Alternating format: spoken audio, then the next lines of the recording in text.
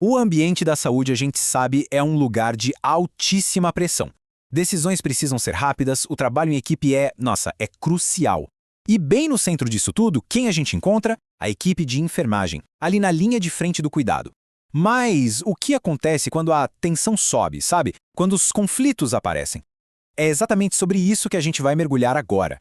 Bom, para começar, é super importante a gente entender uma coisa. Conflito é normal. É uma parte natural e, olha, inevitável de qualquer lugar onde tem gente trabalhando junto. E isso vale ainda mais para lugares tão complexos e dinâmicos como um hospital, né? Então, a verdadeira questão não é se os conflitos vão acontecer, porque eles vão. A questão é como a equipe reage a eles. E ao contrário do que muita gente pensa, um conflito não precisa ser algo negativo. Se for bem gerenciado, ele pode virar um motor para crescimento, sabe? Para melhorar processos e deixar a equipe ainda mais forte. Mas e aí? Como é que essa dinâmica toda se desenrola num lugar de tanta pressão, onde a vida das pessoas está em jogo a todo momento e a colaboração entre diferentes profissionais não é só importante, é essencial? E isso nos leva direto para o desafio da gestão. Lidar com conflitos não é só uma habilidade legal de ter. Para a enfermagem, é uma competência fundamental, que afeta diretamente a qualidade do cuidado, a segurança do paciente, tudo. A grande pergunta é, será que a equipe de enfermagem se sente preparada para isso? Olha, à primeira vista, os dados parecem bem otimistas. Tem um estudo de 2019, feito com 18 profissionais de enfermagem em Bragança Paulista, São Paulo, que mostrou que mais de 94% se sentiam sim preparados para lidar com situações de conflito. Parece um número excelente, né? Pois é, só que a história não acaba aí não. Quando a gente abre um pouco mais o leque da pesquisa, o cenário que aparece é mais complexo e, para ser sincero, um pouco mais preocupante. E aqui está o número que realmente chama a atenção. Um outro estudo, bem mais abrangente, revelou que 75% da categoria não se sente totalmente preparada para gerenciar conflitos. Essa diferença enorme entre os dados mostra o tamanho do problema e a necessidade urgente de ter ferramentas que funcionem na prática. E é exatamente aqui que a gente chega no coração da nossa análise. A boa notícia é que existe um modelo prático para a gente entender e navegar por essas situações. Vamos dar uma olhada nos 5 principais estilos de gestão de conflitos. Para entender esse modelo, a gente precisa pensar em 2 dimensões. De um lado, está o quanto a gente foca em atingir os nossos próprios objetivos. Do outro, o quanto a gente se preocupa em satisfazer os interesses da outra pessoa. É o equilíbrio entre essas 2 forças que vai definir o nosso estilo de lidar com o conflito. E o mais legal é ver como essas 2 dimensões se cruzam. Olha só.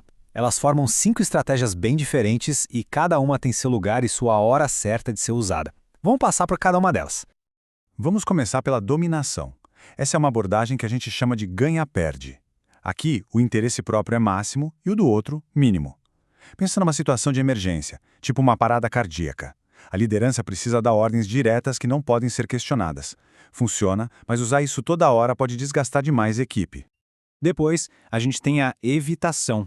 Aqui, o interesse é baixo nos 2 lados, então o conflito é simplesmente ignorado. Sabe, pode ser útil para não perder tempo com briga boba, tipo qual a marca do café. O perigo é quando se evita um problema sério de comunicação na equipe, porque isso pode levar a erros graves lá na frente. Já no estilo da anuência, o foco total é preservar o relacionamento, mesmo que para isso seja preciso ceder. Por exemplo, um profissional mais experiente pode aceitar a sugestão de um colega mais novo num procedimento que não seja crítico, só para fortalecer a confiança e deixar o clima bom na equipe. A solução de problemas? Essa é a abordagem ganha-ganha, o cenário ideal. Imagina que tem um desacordo sobre a escala de plantões. Em vez de alguém impor ou ceder, a equipe se reúne, todo mundo fala das suas necessidades e juntos criam um cronograma novo que funciona melhor para todo mundo e, claro, garante o melhor cuidado para os pacientes. Por último, a gente tem o compromisso. Fica ali, no meio termo, onde todo mundo abre mão de um pouquinho. Pensa assim, 2 setores precisam do mesmo equipamento na mesma hora. Um compromisso seria criar um calendário de uso compartilhado. Ninguém sai com 100% do que queria, mas uma solução que funciona para todo mundo é encontrada rapidinho. Ok, conhecer os estilos é o primeiro passo.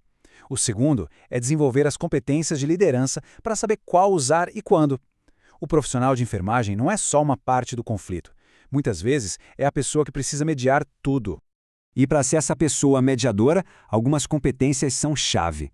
Tudo começa com ser proativo e, principalmente, saber ouvir, para entender de verdade qual é a raiz do problema. A partir daí, é preciso ter flexibilidade e criatividade para achar soluções que ninguém tinha pensado. E, claro, guiar as pessoas para um acordo com justiça e poder de persuasão. Então, a gente chega num ponto crucial. O conflito não precisa ser essa força destrutiva. Com as ferramentas certas, com a mentalidade certa, ele pode ser exatamente o contrário.